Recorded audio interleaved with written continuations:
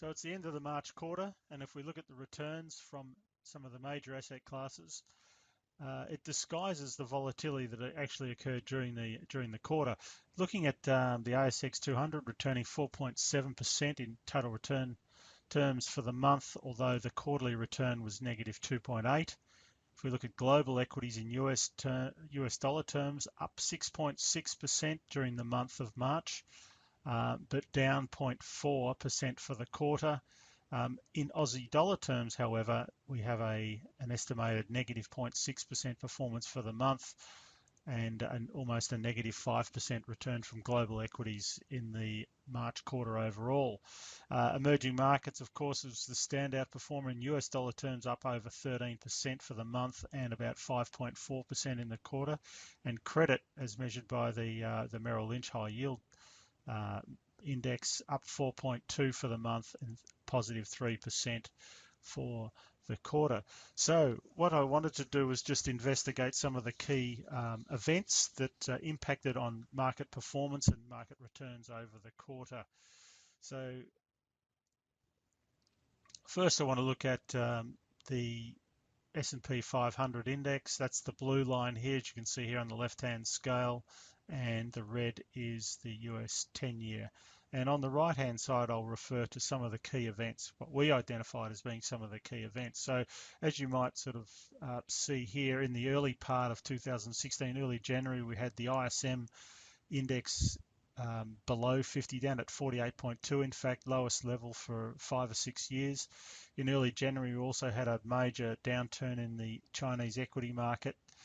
And it was concern over both the possibility of US recession and also the possibility of a larger devaluation in the Chinese currency that were the key factors behind markets falling. So we had the S&P 500 diving from 2040 to as low as about 1860 in the latter part of January, and at the same time bond yields on the right-hand scale rallying from over 2.2% to as low as about 1.7, or a little bit lower than that, once again in the early part of February. So in some sense, the two asset classes were quite highly correlated, positively correlated.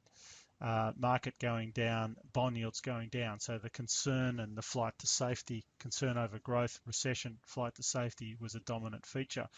That positive correlation actually continued through to about mid-March, where you had then the recovery based on a couple of factors, which I'll go into shortly, but amongst them was the promise of more stimulatory policy out of the ECB, and also the Fed winding back its hawkishness and winding back the expectations of rate rises. At the same time, you had commodity prices beginning to rise. We'll have more on that shortly. But as you'll see, so the positive correlation continued up until about the mid-March period. And the interesting thing from about mid-March is that coincided, of course, with the Fed scaling back its rate rise forecasts in the aftermath of the FOMC meeting. So we had a situation where the equity market benefited from those reduced rate hike expectations, and so did bond markets. So the correlation reversed in some sense, bond yields rallying, equity markets rising. So that's a sort of a key development and divergence, I suppose, over the past 2 or so weeks. So as I mentioned, in the early part of the month, we had concern over China. The BOJ's announcement of negative rates at the end of January really did little to change the direction of markets. In fact, it reinforced the negativity around particularly bank sector performance. We had the US dollar beginning to be undermined. We had a weak US service sector, ISM, compounding the weak manufacturing side, and this was really boosting concerns around the possibility of recession. Non-farm payrolls only growing by 150-odd thousand in January, so that was one of the weakest numbers for some time. And then, of course, news that Chinese FX reserves have dropped by almost 100 billion in January, a drop of 600 billion over the course of the 12 months. So all these news flow contributed to the negativity around markets.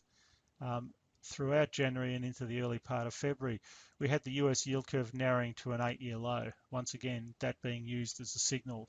However, from about the mid part of February, and it sort of coincided with the trough in the markets, you had Yellen warning of the global turbulence and how that could undermine growth. On the 15th of February, we had Draghi, ECB President Draghi, talking about the ECB being ready to act. And then, interestingly, on the 16th of Feb, we had talk of the Saudis, Russia agreeing to a freeze in oil output, and that started to help oil prices. I'll come back to that. If we just want to have a brief look at Brent, we'll look at the performance of some of the commodity prices. Let's just find that series, and there it is there. So Brent, crude, which had dropped to sort of sub 30 in the latter part of January, started to get a boost, particularly from around about mid-Feb, and that did coincide with this the talk or news that there was a possibility of an agreement to freeze oil output. So that obviously did contribute to the turnaround that we saw there. As we highlighted at the outset, emerging markets have had a very strong quarter, a very strong month, particularly up 13% and up 5.4% for the quarter. If we drill down and have a look at a couple of the major markets over the quarter, and let's just express these as an index to 100 at the beginning of the year, and I've got on the one scale we have the Indian market. So the Indian market continued to fall, was off something like 12% by mid-February and subsequently rebounded to be only down around about 3%. And the Chinese market, that's on the right-hand scale, as you can see here, actually let's just, we'll put it on the right-hand scale, was down something like 25% at one point and really only started to lift off the bottom over the last couple of weeks. But the standout, of course, in emerging markets was Brazil.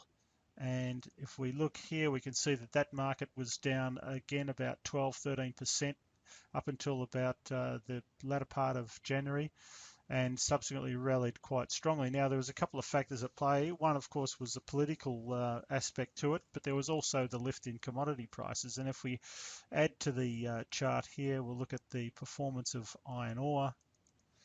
Iron ore being the now the red line. So they both pretty much troughed around about that same time. Actually, let's express them this way, and iron ore put on a right-hand scale.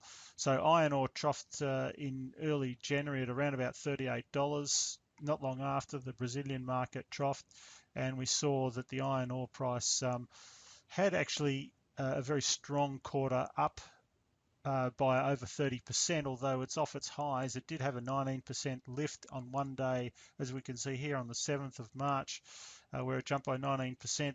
Some were suggesting it was based on Chinese stimulus. Others there were other reasons being put forward. But iron ore has generally been flat to down since that period. Yet the Brazilian market has continued to rise. But so obviously commodity price, we already saw oil, we saw iron ore rising quite strongly, and that did help the emerging markets, and indeed it helped the Australian dollar, as we'll see shortly. And if I add the Australian dollar into the mix here, let's base it to 100. The Australian dollar is the red line on the left-hand scale. So it at one point was off 6% again to the mid part of January before rising, basically in tandem with iron ore. However, you will notice that there has been somewhat of a divergence. Iron ore, as we said, peaked at around about $66, $67 or $63, I think it was, around about the 7th of March, and since then has been sort of flat to slightly lower. Yet the Australian dollar has continued to rise. So it's risen despite commodity prices not really adding that much. So what has been the key factor here? And for that, we need to look at what's happened to the Fed funds rates. And one of the indices I want to look at is the implied Fed funds rate and see how that's changed. So back in February, and we'll go out a couple of years. So this is the implied Fed funds rate in the market. So there's the current level down here, and this is where they've got it moving out over the couple of years ahead. Actually, this one only goes out to the end of December next year. So you can see that it rises up to about 1%. Now, and that was February, so that was basically at the depths of despair, the concern over a possible US recession. By the FOMC meeting, which is the red line, you can see that the expectations had lifted. The concern over possible US recession had diminished, and in fact we had some news of higher inflation and better growth numbers. US job growth accelerated, inflation expectations were picking up. This is all in the early part of March, and that led to the market starting to price in a higher prospect of rate hikes. However, as we've seen since that time, if we take the implied Fed funds rate as of last night, this is now the gold line, so it's moved back down. It's probably taken about 20 basis points off what was being expected just immediately post the FOMC. So the market has once again unwound its rate cut expectations, and that's largely a rate hike expectations, I should say, and that's largely been on the back of the Fed expressing caution around the global turmoil and strengthening US dollar, I suppose, for that matter.